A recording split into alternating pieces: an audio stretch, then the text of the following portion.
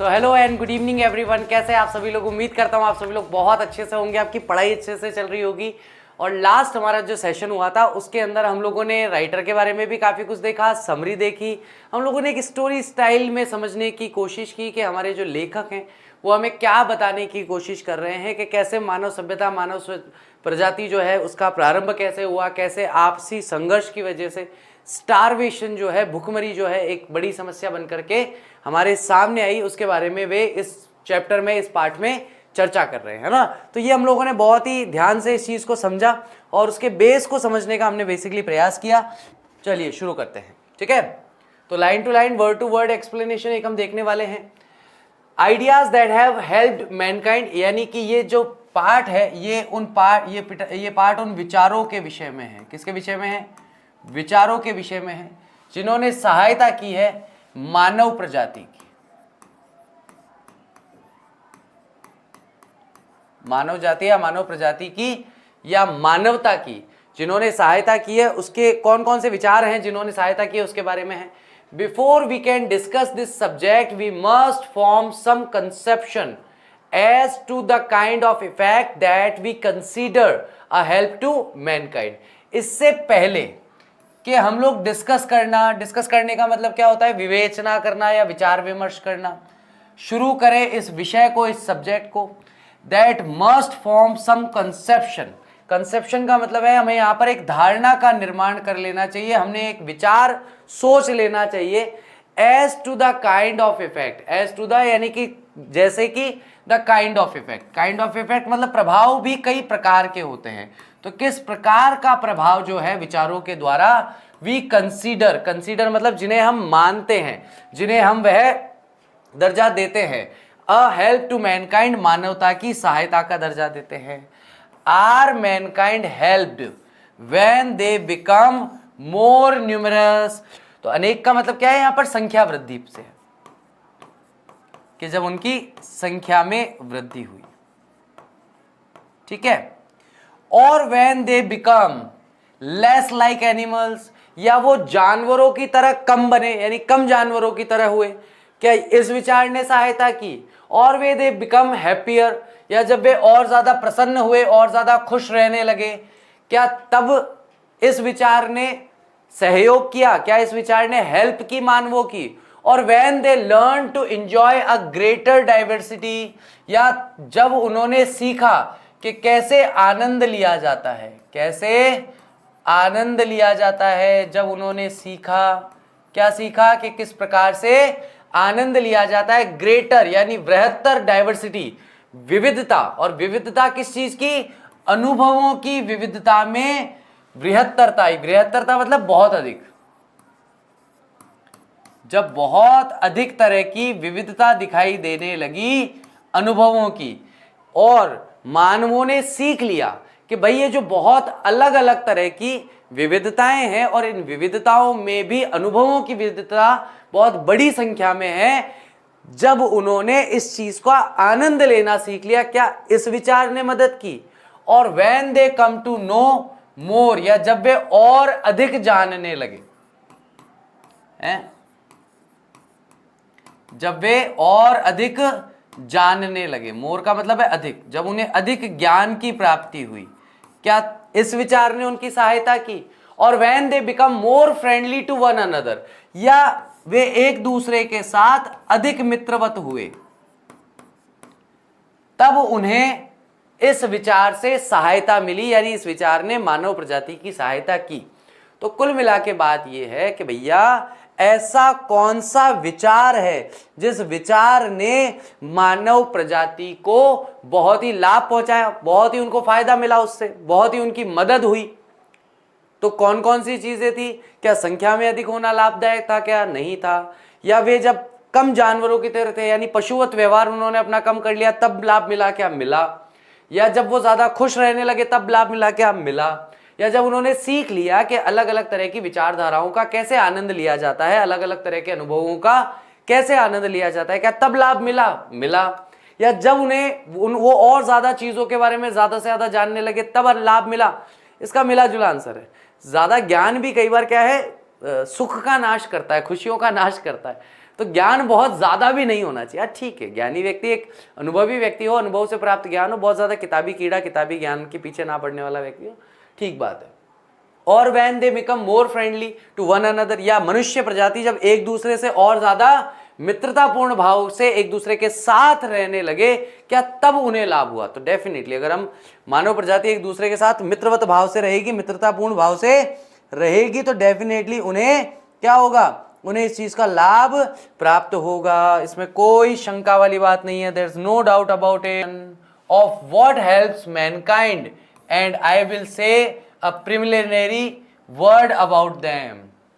तो मैं सोचता हूं कि जब इन सभी टॉपिक्स को लेकर के हम बात करते हैं तो हमारे मन में एक धारणा बन जाती है कि भैया कौन कौन से पॉइंट्स को लेकर हम इस चैप्टर में बात करने वाले हैं, किन किन बिंदुओं पर हम बात करेंगे, कि कौन से वो विचार हैं जिन विचारों ने मानव जाति की सहायता की।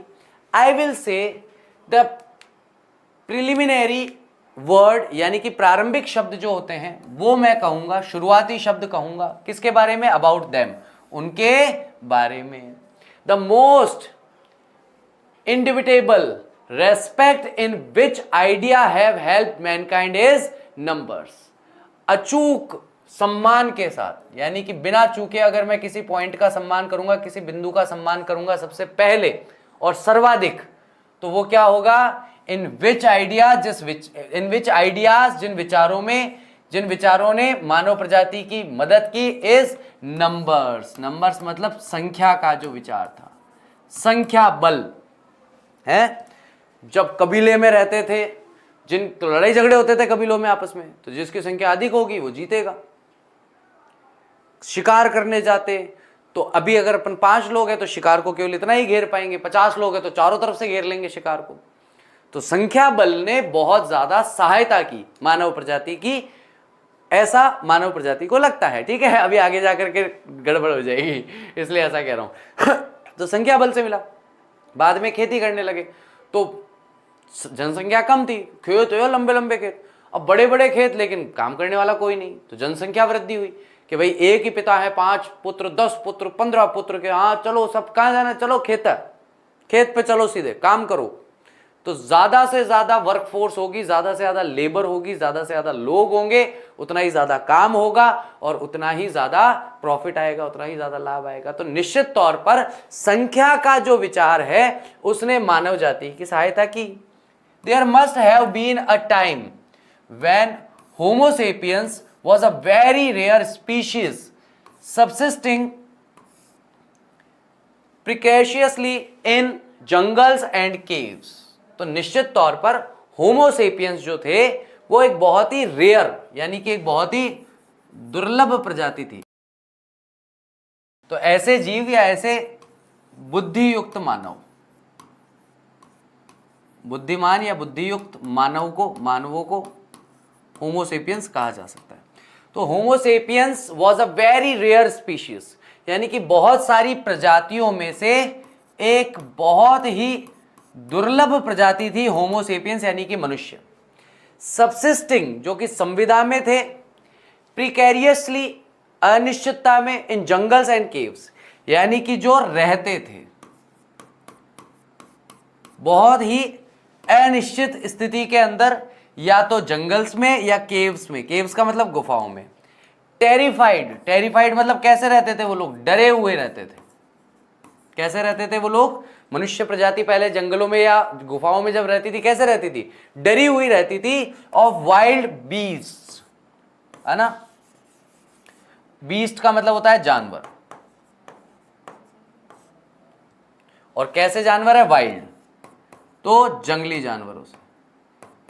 कि भाई बाहर निकले शेर खा गया, बाहर निकले चीता खा गया कोई बाहर निकले हाथी ने किसी के सर पे पैर रख दिया। तो ये लोग बड़े डरे से, बड़े भयभीत से रहते थे, जंगलों के बीच में, गुफाओं में रहते थे।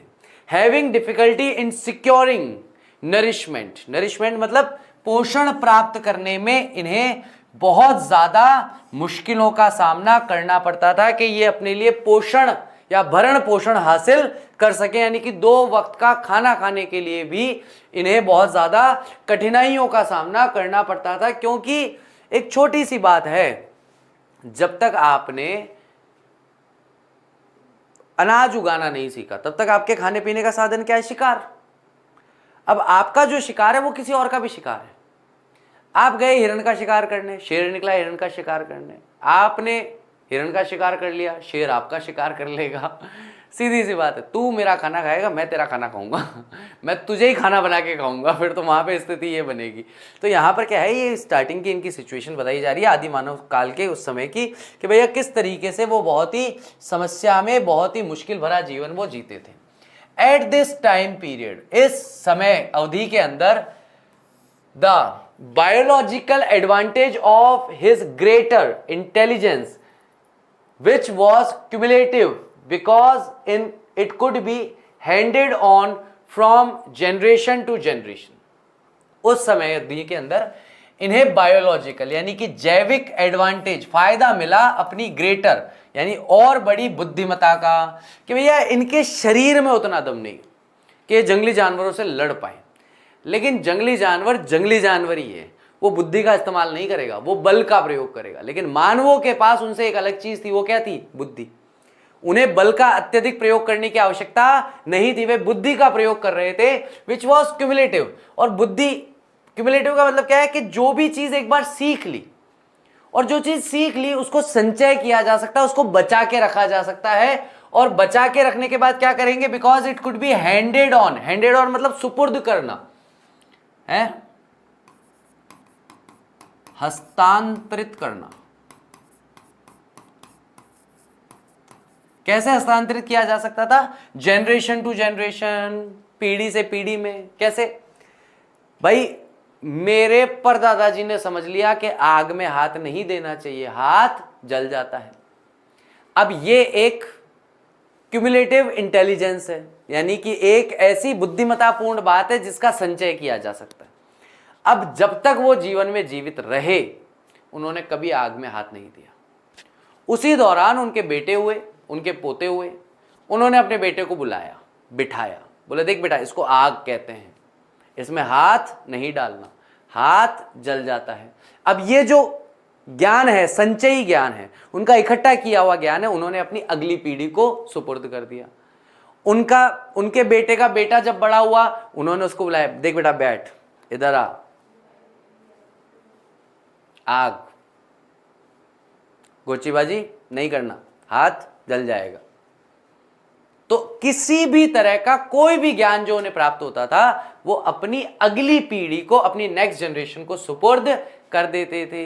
हैड स्कार्सली, स्कार्सली का मतलब ना के बराबर, शायद ही, began to overweigh the disadvantages of his long infancy, यानी कि शायद ही उन्होंने कभी बहुत ज्यादा जोर दिया होगा या बहुत ज्यादा वजन डाला होगा कि भैया इस बात के डिसएडवांटेजेस भी हैं, इस बात की हानियां भी हैं। किस चीज की हानियां?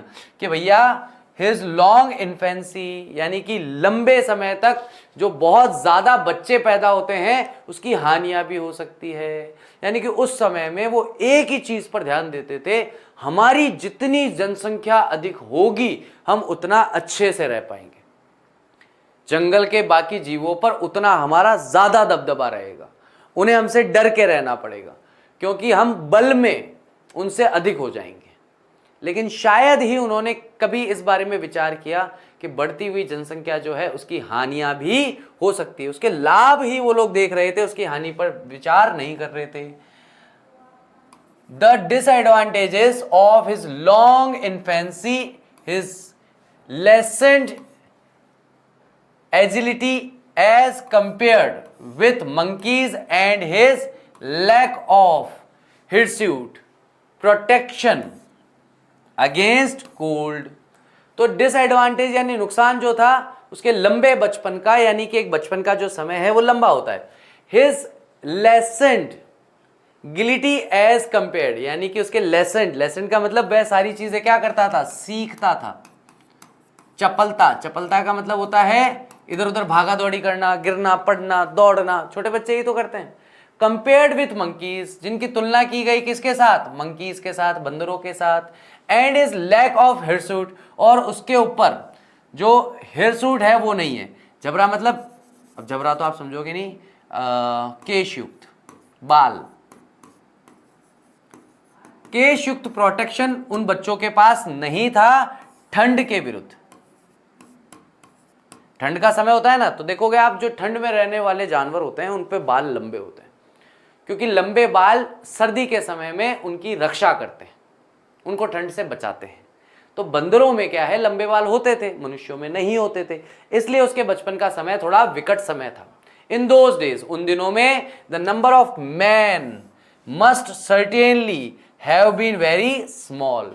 उस समय में मनुष्यों की, आदमियों की, जो पुरुषों की जो संख्या थी वह निश्चित तौर पर हैज बीन वेरी स्मॉल, वह बहुत ही कम थी। क्योंकि कोई भी ऐसा बच्चा जिसका जन्म हुआ है फरवरी के महीने में, मार्च के महीने में, अप्रैल के, मतलब फरवरी भी छोड़ दो एक बार को, मार्च के महीने में, अप्रैल के महीने में किसी बच्चे का जन्म हुआ है तो संभावना है कि वो जिंदा बच जाएगा।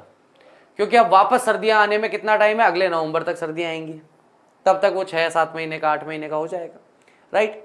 लेकिन अगर किसी बच्चे का जन्म हुआ है अक्टूबर में, सितंबर में, नवंबर में, तो उसके बचने की संभावना कम है। कपड़े ओढ़ने पहनने के लिए है नहीं, कपड़ा ओढ़ना पहनना आदि मानवों को, ये होमोसेपियंस को आता नहीं, शरीर पे बाल है नहीं, तो भैया बच्चे के बचने की संभावना ठंड में कम हो जाती थी। इसलिए मनुष्यों की, पुरुषों की संख्या कम थी। The men use to which throughout the ages, और इसका सबसे मुख्य उपयोग जो था इन पूरी एजेस के अंदर, यानी इन जितने भी युग बीते हैं, इन सभी युगों के अंदर जो सबसे लगातार चलने वाला जो इसका प्रयोग था, man have put their technical skill has been to increase the total population.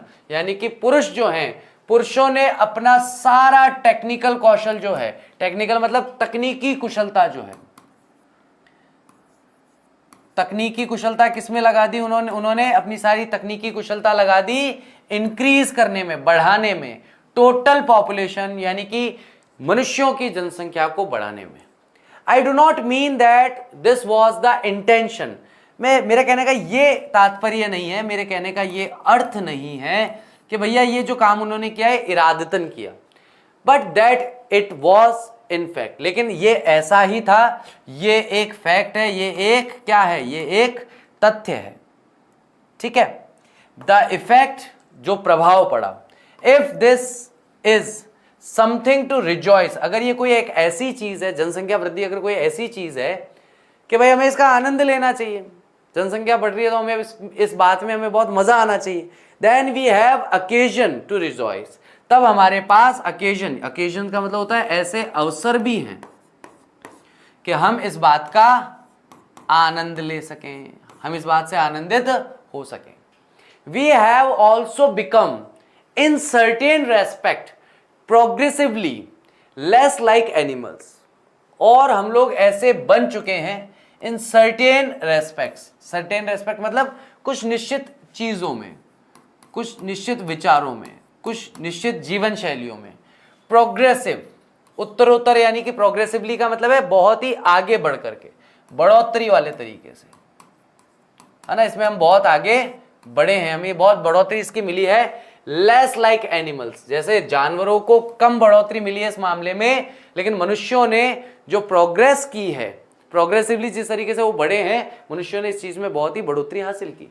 I can think in particular of 2 respects, और पर्टिकुलरली अगर मैं बात करूं कि किस विषय में हम लोगों ने बढ़ोतरी करी है, तो मैं यहां पर निश्चित तौर पर, अगर मैं निश्चित करना चाहूं तो मैं यहां पर 2 चीजें देख सकता हूं, 2 विषय देख सकता हूं। पहला, first, that acquired as opposite to cognitive skills play a continuously increasing part in human life. तो सबसे पहली चीज दैट एक्वायर्ड, एक्वायर्ड का मतलब है हासिल करना या प्राप्त करना, सबसे पहली चीज जो प्राप्त हुई है, एज अपोज्ड, जैसा कि विरोध देखने को मिलता है, जैसा कि हम अपोज देखते हैं, टू कंजेंटल, जन्मजात स्किल्स, यानी कि जन्म से जो प्राप्त कौशल हैं वो मनुष्यों को प्राप्त होते हैं, to play a continually increasing part in human life, जो लगातार बढ़ रहा है, जो लगातार बढ़ोतरी को प्राप्त हो रहा है ह्यूमन लाइफ यानी मानव जीवन में। सेकेंडली दूसरा, that assuming more and more dominates impulse, कि भाई अज्यूम किया जा रहा है, मान लिया जाता है कि वह ज्यादा से ज्यादा डोमिनेट कर रहे हैं। डोमिनेट कर रहे हैं मतलब अपना क्या कहते हैं, एक शब्द आता है, अपना सिक्का जमा रहे हैं, किसी चीज पर बहुत ज्यादा हावी हो रहे हैं, है ना। डोमिनेट करने का मतलब क्या होता है, किसी चीज पर हावी होना, हावी हो रहे हैं वो। इम्पल्स यानी आवेग के साथ, गुस्से के साथ, एक एनर्जी के साथ लगे हुए हैं कि नहीं, जनसंख्या बढ़ानी है, पूरे जंगल पे कब्जा करना है, ठीक है। इन दीज रेस्पेक्ट्स, इन दो विषयों में हम देखें, we have certainly become progressively less like animals, यानी कि हम जानवरों की तरह कम नहीं हुए हैं बल्कि उनसे बड़े हैं, ठीक है। एज टू हैप्पीनेस, और अगर हम सेकेंड पॉइंट की बात करें, प्रसन्नता की बात करें, I am not sure birds it is to die of hunger in larger numbers daring नहीं है, ड्यूरिंग है, डेरिंग नहीं है, ड्यूरिंग है, ड्यूरिंग द विंटर। अगर प्रसन्नता की बात की जाए कि भाई प्रसन्नता के विचार ने कोई सहायता की कि नहीं की, अगर इस बारे में बात करोगे, हैप्पीनेस के बारे में बात करोगे, आई एम नॉट श्योर, मैं निश्चित तो नहीं हूं, लेकिन पक्षी जो हैं, ये वास्तविकता है, सत्य है, डाई ऑफ हंगर यानी कि भूख से मरते हैं। पक्षी जो है किसके मारे मर जाते हैं, भूख के मारे मर जाते हैं, बड़ी संख्या में, और खास करके कब, सर्दी के समय में, क्योंकि सर्दी के समय में वनस्पति नहीं होती, सर्दी के समय में पूरी बर्फ जमी हुई होती है, तो इंसेक्ट्स, कीट वगैरह भी होते हैं, तो वो जमीन के अंदर बहुत नीचे चले जाते हैं, तो उनको खाने के लिए कहीं दाना नहीं मिलता, कहीं वनस्पति नहीं मिलती, कहीं कोई कीड़े मकोड़े नहीं मिलते, खाने के लिए कुछ नहीं मिलता उनको, तो इस वजह से क्या होता है, वे भूखे मर जाते हैं पक्षी। If they are not birds of passage, यानी कि पैसेज का मतलब जो एक जगह से दूसरी जगह पर जाने वाले बर्ड्स नहीं है तो, but during the summer they do not foresee this catastrophe और remember how nearly it befall them in the previous winter with human beings, the matter is otherwise। लेकिन ड्यूरिंग द समर, जब गर्मी का समय आता है, कौन सा समय आता है, गर्मी का समय आता है, दे डू नॉट फोरसी, फोरसी का मतलब होता है पूर्व दर्शन, वो इस चीज को पहले से देख नहीं पाते हैं, इस कैटेस्ट्रॉफी को, इस तबाही को, या फिर याद नहीं रहता है कि लगभग कैसे उन पिछली सर्दियों में उनके साथ क्या घटित हुआ था विथ ह्यूमन बींग्स, इंसानों के साथ, द मैटर इज अदरवाइज, लेकिन इंसानों के साथ मैटर अलग है। तो यहां पर पक्षियों से कहा जा रहा है कि भाई पक्षी जो हैं सामान्यतः उनको खाने पीने के लिए कुछ नहीं मिलता है तो भूख के मारे मर जाते हैं। कब मर जाते हैं, सर्दियों के समय में। लेकिन जब गर्मियों का समय होता है तो वो इस बारे में सोचते नहीं है, विचार नहीं करते हैं कि यार अगर हम यहीं रहे, अगर हम उड़ करके किसी ऐसे इलाके में ना गए जहां पर खाने को कुछ मिले, तो पिछली सर्दियों में भी हम भूखे मर गए थे, इस सर्दियों में भी हम भूखे मरेंगे, हमारे साथ के बहुत सारे पक्षी मर गए थे, हम भी मर जाएंगे। तो ये बात पक्षी नहीं देख पाते, लेकिन मनुष्य इसके जैसा नहीं है, मनुष्य अलग है। मनुष्य को आप देखोगे कि जहां पर बहुत ज्यादा बर्फ पड़ती है, बहुत ज्यादा बर्फ जमी रहती है, अक्टूबर के महीने तक वो 4 महीने, आने वाले 4 महीनों के लिए खाने पीने का सारा सामान जुटा करके अपने घर में रख लेता है कि भाई अगले 4-5 महीने बाहर खाने को कुछ नहीं मिलेगा, कहीं कुछ प्राप्त नहीं होगा, इसलिए जो भी अपने को खाने पीने का सामान चाहिए अक्टूबर तक भर के रख लो, बाकी फरवरी के बाद देखेंगे। नवंबर, दिसंबर, जनवरी, फरवरी भूल जाओ, अगर कुछ मिल गया तो मिल गया, बाकी 99% चांस है कि कुछ भी खाने को नहीं मिलने वाला। I doubt rather the percentage of birds that will have died of hunger during the present winter, यानी कि अभी का जो सर्दियों का समय निकला है 1964 और 67 का, is a as great as the percentage of human being that will have died from this course in India and Central Europe during the same period। मुझे इस बात पर शक है, मुझे इस बात पर डाउट है, कहीं ऐसा तो नहीं कि अगर परसेंटेज देखी जाए, प्रतिशत देखा जाए पक्षियों का, कि भाई कितने प्रतिशत पक्षी जो हैं जो कि भूख के मारे मरे हैं इस साल के सर्दियों में, इज एज ग्रेट एज, वह उतना ही अधिक है। अधिक मतलब उतना ही ज्यादा है, वह संख्या उतनी ही ज्यादा है। The percentage of human being उन इंसानों की परसेंटेज की तुलना में that will have died from this cause, जो कि इसी कारण से मर चुके होंगे। कब? इंडिया में और सेंट्रल यूरोप के अंदर ड्यूरिंग द सेम पीरियड, इसी सेम पीरियड में। यानी कि हमें दो लोगों का प्रतिशत की तुलना करनी है। पक्षी कितने हैं, उसमें से कितने प्रतिशत भुखमरी से मर रहे हैं इस साल सर्दियों में, 1946-47 की सर्दियों में? पहला प्रश्न। दूसरा प्रश्न, इंडिया और सेंट्रल यूरोप में इसी समय के अंदर कितने लोग, मतलब कितने मनुष्य हैं, उसमें से कितने प्रतिशत लोग मरेंगे भुखमरी के कारण इसी टाइम पीरियड के अंदर?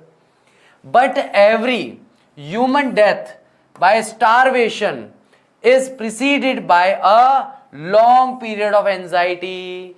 लेकिन अगर किसी भी मानव की मृत्यु होती है भुखमरी के कारण, भूखा था मर गया, इन प्रिसीडेड, तो वो बढ़ाया जाता है, प्रिसीड का मतलब आता है आगे बढ़ाना, तो उसे आगे बढ़ाया जाता है लॉन्ग पीरियड ऑफ एंजाइटी, यानी कि लंबे समय तक चलते आ रही चिंता की वजह से। क्योंकि पक्षी तो सोच विचार नहीं सकते, तो पक्षियों के साथ भुखमरी हो रही है तो पक्षी को तो नहीं है ना अकल कि विंटर में जाना है कहीं और। मनुष्यों को तो है अकल, तो पक्षियों को अकल नहीं है, पक्षी भी उतने ही मर रहे हैं, मनुष्यों को अकल है फिर भी वो भी उतने ही मर रहे हैं। तो इसका मतलब लंबी समय से आ रही चिंताएं, लंबे समय से चल रहा तनाव कहीं ना कहीं उसका एक मूल कारण बनता है। And surrounded by the corresponding anxiety of neighbours, और चारों तरफ से ऐसे लोग घिरे हुए होते हैं। कॉरेस्पॉन्डिंग का मतलब होता है वैसे तो पत्राचार करना, लेकिन यहां पर बातचीत कर लो कि बातचीत उनके पास आती है किससे संबंधित? चिंता या तनाव से संबंधित। ऑफ नेबर्स, पड़ोसियों के।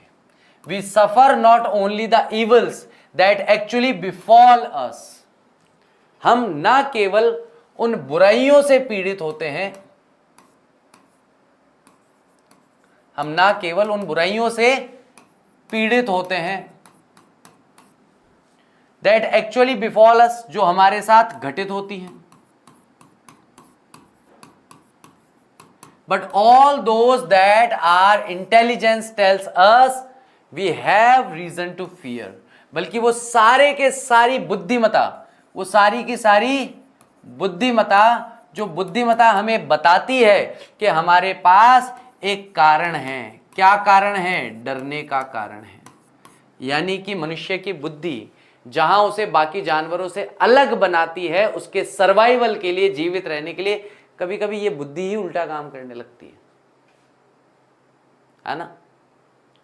ये बुद्धि ही हमें गलत रास्ते पर ले जाती है, क्योंकि डर जो है वो बुद्धि ही देती है। बुद्धिमान होगा तो डर लगेगा।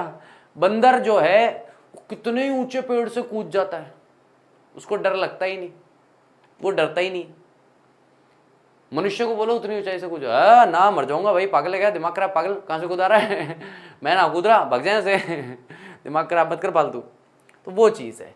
तो यहां पर यही कहा गया है कि भैया हम ना केवल उन बुराइयों से पीड़ित होते हैं जो हमारे साथ होती है, बल्कि हमारी जो बुद्धिमता है वो भी हमें बताती है कि हमारे पास एक कारण है डरने का। The curbing of impulse to which we are led by 4 thoughts towards physical disaster at the cost of worry and general lack of Joy.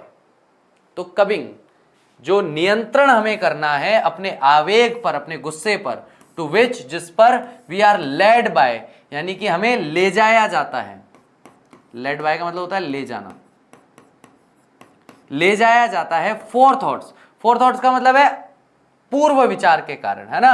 Evarts का मतलब होता है पूर्व विचार को टाल देते हैं। फिजिकल डिजास्टर, फिजिकल डिजास्टर का मतलब है शारीरिक,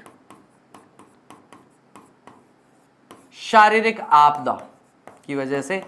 eight the cost of worry, और जब हम अपने सारे 4 थॉट्स को त्याग देते हैं या सारे 4 थॉट्स के डायरेक्शन में जा रहे होते हैं, तो हमारा शरीर भी आपदाग्रस्त हो जाता है।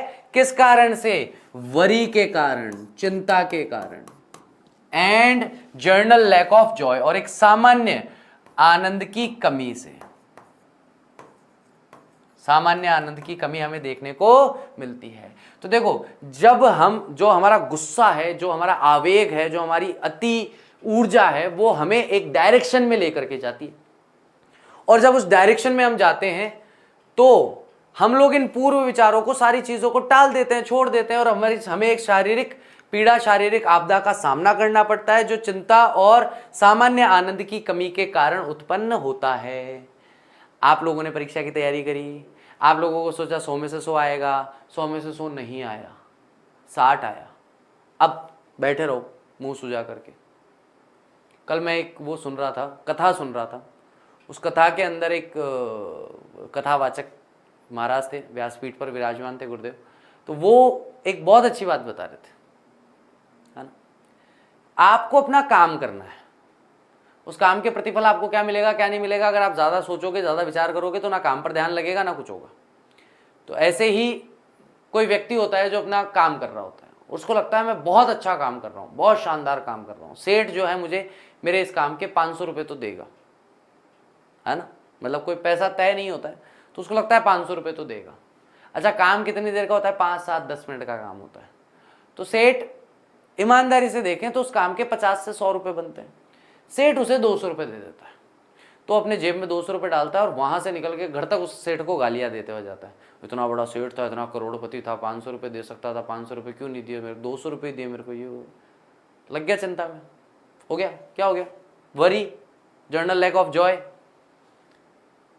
भाई तेरा काम तो 50 रुपये का ही था, तेरे को 200 मिले, तू चाहता तो 200 में भी खुश रह सकता था, लेकिन तेरे को वरी करना है, चिंता करना है, क्योंकि मार्ग जो है 4 थॉट्स के वो तुझे लेके जा रहे हैं। अब तू इस चिंता और वरी के कारण शारीरिक आपदा में पड़ेगा। घर जाके गुस्से में बैठ गया, यार खाना, अरे नहीं खाना, खाना वाना खाने का कुछ मूड नहीं, दिमाग खराब हो रहा है, हटाओ उसको।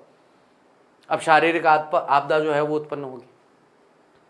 इसलिए, ठीक है, आई डू नॉट थिंक, मैं ऐसा नहीं सोचता, that the learned man of my acquaintance, के जो पढ़े लिखे, जो समझदार लोग हैं, मेरे एक्विंटिस के, मेरे साथ के, है ना। एक्विंटिस का मतलब मेरे साथी लोग जो हैं, even when they enjoy a secure income are as happy as the mice that eat the crumbs from their table while the erudite gentleman snooze.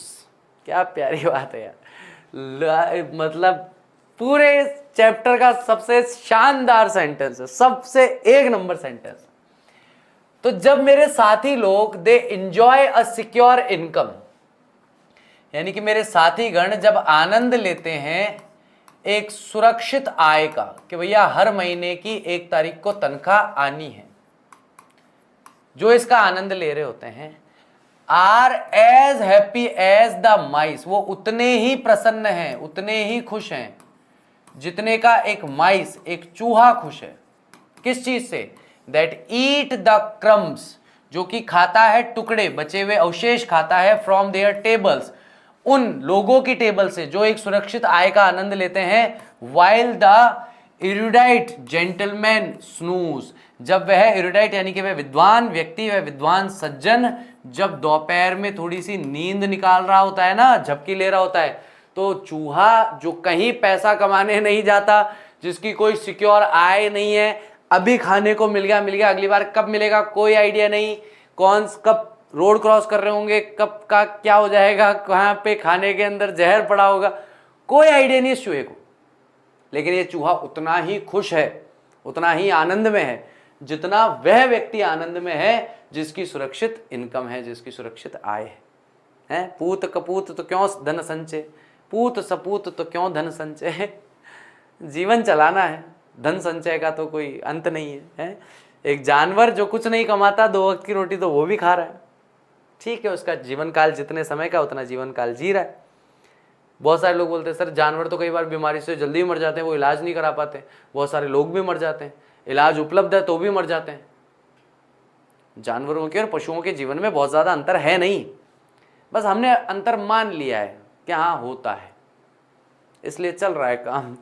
In this respect, इस विषय में, देयरफॉर, इसी वजह से, आई एम नॉट कन्विंस्ड, कन्विंस्ड का मतलब है मैं इस बात से सहमत नहीं हूं, that there has been any progress at all, कि इस क्षेत्र में कोई भी प्रगति हुई है।